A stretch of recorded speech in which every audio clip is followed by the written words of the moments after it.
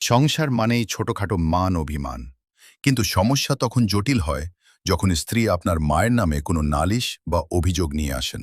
এই পরিস্থিতিতে কার পক্ষ নেবেন, কিভাবে সমাধান করবেন?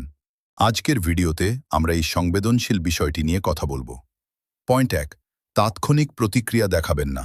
আপনার স্ত্রী যখন কিছু বলছেন তখন শুরুতেই উত্তেজিত হবেন না বা সরাসরি প্রতিবাদ করবেন না। আগে ধৈর্য ধরে তার পুরো কথাটি শুনুন। মাঝপথে থামিয়ে দিলে তার মনে হতে পারে আপনি তাকে গুরুত্ব দিচ্ছেন না। পয়েন্ট 2, নিরপেক্ষ থাকা। মায়ের প্রতি ভালোবাসা আর স্ত্রীর প্রতি দায়িত্ব দুটোর মাঝখানে দেয়াল তুলবেন না। কোনো এক পক্ষ নিয়ে অন্য পক্ষকে আক্রমণ করবেন না। মনে রাখবেন, আপনি বিচারক নন, আপনি একজন মধ্যস্থতাকারী।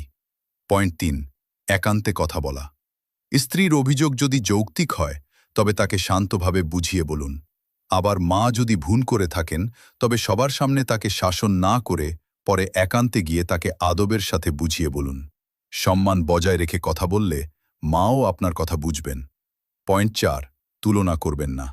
কখনো বলবেন না, আমার মা সব সময় ঠিক, বা অমুকের স্ত্রী তো এমন করে না। তুলনা করলে দূরত্ব আরও বাড়ে। প্রত্যেক মানুষ আলাদা, তাদের দোষগুণও আলাদা। মা একজনকে ছাড়া অন্যজন অসম্পূর্ণ। ধৈর্য এবং ভালোবাসা দিয়ে আপনিই পারেন এই দুই প্রিয় মানুষের মধ্যে সেতুবন্ধন তৈরি করতে। সংসারে শান্তি বজায় রাখার এই টিপসগুলো কি আপনার কাজে লেগেছে? আপনার মতামত আমাদের কমেন্টে জানান।